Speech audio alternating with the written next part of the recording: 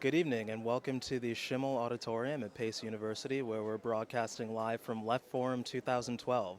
This year's theme is Occupy the System, Confronting Global Capitalism, and we're expecting to have about 400 panels, over 4,000 attendees, and 1,400 speakers here this year. This live broadcast is being brought to you by Free Speech TV with the help of Deep Dish TV.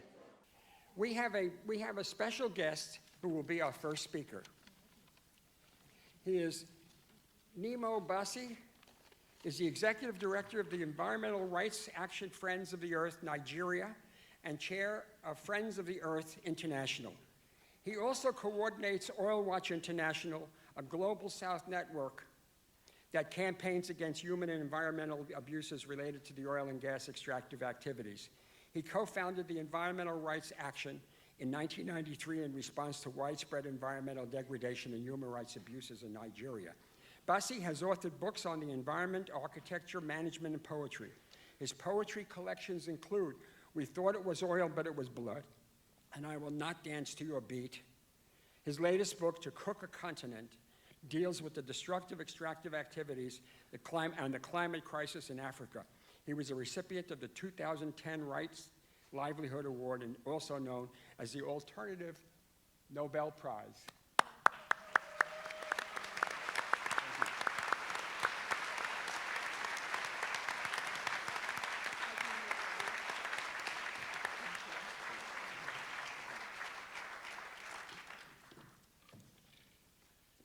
Good evening, brothers and sisters. Good evening, friends. Good evening, in-laws and outlaws. Thank you, Stanley, for that friendly introduction and for all the information that we got from the introductory remarks. It is a great pleasure for me to be at the Left Forum. I believe the best way to work is left. The best way to live is left, and the best way to do things is left. Unfortunately, the world has gone so far right, and everything is going so far wrong that it's time to change direction, and the direction to go is left. I bring greetings from occupied Nigeria, and I think it's time for us to occupy the planet. Because we are at a point in history where injustice has been elevated to the status of a creed. We're at a point in history where falsehood is truth. A point in history where humans negate all that has been learned over centuries of interactions with Mother Earth.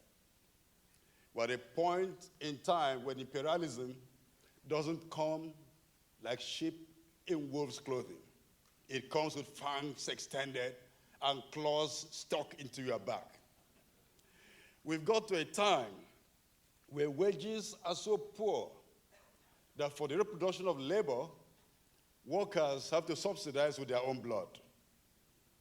We've come to a time in history, a very important moment in history, that we must take our stand and make the change that is needed. At this point, I bring to mind the conclusions reached by Frantz Fanon in 1956, when he sent in his resignation letter to the French government. He said, and I quote, "The function of a social structure is to set up institutions to serve man's needs. A society that drives its members to desperate solutions is a non-viable society, a society to be replaced."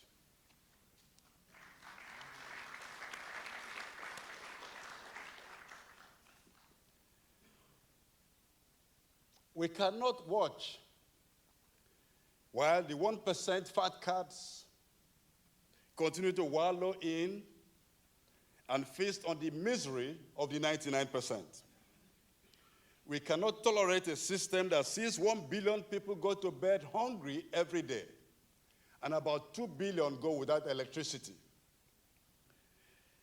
Across the African continent, and indeed the global South, there is a rapid march of the forces of neocolonialism, playing out a script of land grab, seed grab, soil grab, and sea grab. And right now, a critical struggle is for us to decolonize the atmosphere. Because as you all know, the atmosphere has been colonized with carbon to the extent that the small fraction that is left is still being debated about who will occupy it and who would pollute it. And we are saying it's time to stop the pattern of so-called progress and development and growth that is driving the planet to the brink. It's time to live with the knowledge that we have only one planet Earth. There's no planet B, as we say. There's no need to pretend that we can move from here to live on Mars or on Venus or Mercury or somewhere else. This is what we've got. And it's only the 1% who could afford the right to go into space. And we won't let them escape after they've destroyed planet Earth. I come from a country that is heavily degraded by the extractive industry, some of whom have their bases right here in the belly of the beast. The pursuit of crude oil keeps generating wars in the world and dislocating political systems and cultures. And all this happened primarily for the benefit of petro-military industrial complex and for the consolidation of neoliberal hegemonies, which we must confront and stop. Oil can be left in the soil and coal in the hole and tar sands in the land. The world has to move seriously and quickly to a pattern of development based on renewable energies. Sometimes when we say the oil should be left in the soil, people think it's a pipe dream. But I tell you, the people of Ogoniland in Nigeria have enforced oil in the soil since 1993. And nobody's going to reopen the oil wells of Ogoniland except, first of all, they clean up Ogoniland. And by independent assessment, it requires a lifetime to clean up Ogoniland. But we cannot despair. What we demand is that the cleanup should be done now. Now, we've seen other examples of places where oil has been kept in the soil. We see the Yasuni ITT in Ecuador. We see Lofoten in Norway. We see in South Sudan, the newest country on the planet. To avoid the exploitation and the grabbing of their oil by Sudan, they've decided to leave the oil in the soil until they can build a pipeline, of course. But it is very encouraging that this can be done by a nation who has very little resources. So if a nation like South Sudan can leave the oil in the soil, even if it's just for 2 days, then the whole world should know that it's time to move away from fossil fuels. Now we need to demand this. At the Durban Climate Conference in November and December 2011, it was finally displayed to the whole world that the multilateral negotiation systems in the world have been totally captured by corporations. And political leaders are nothing more than shoe-shine boys for corporations. And so whatever the corporations want, that's what they do. And so the corporations say, don't cut emissions. Let us continue to pollute.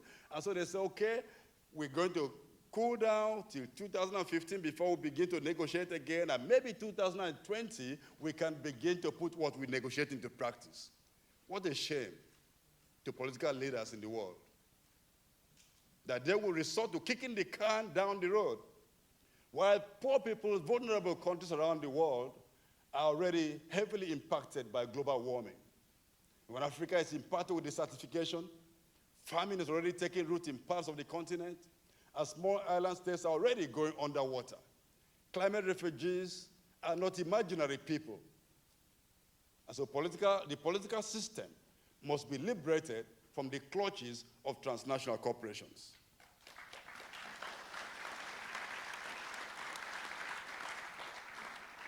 What we're seeing now can best be characterized as global apartheid, and it must be confronted.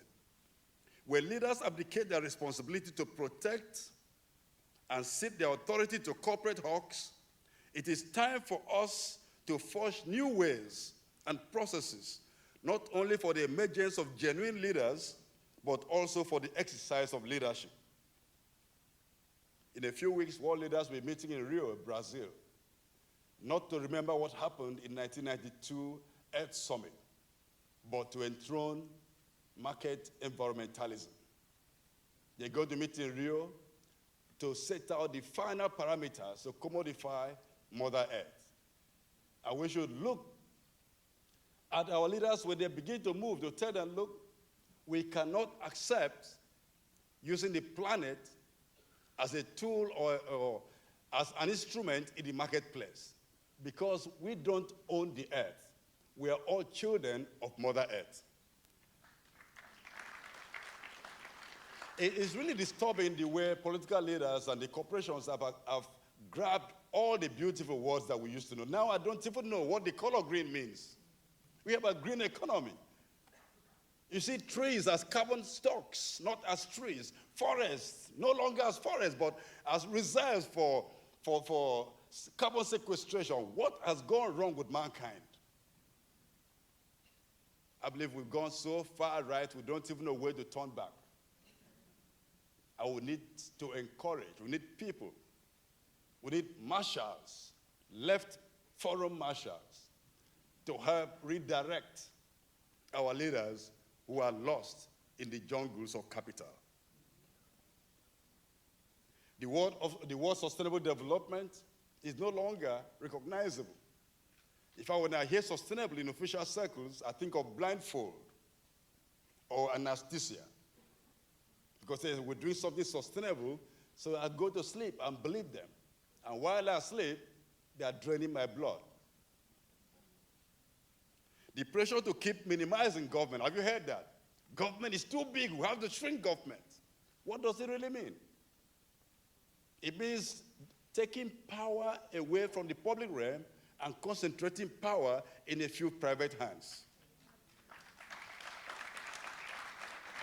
And you know, they will redefine democracy as government of the 1%, by the 1%, for the 1%. But do you accept that?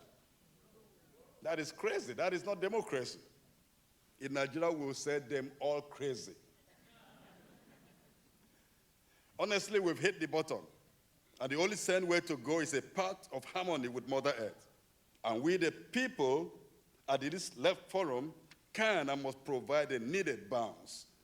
This is an inescapable challenge.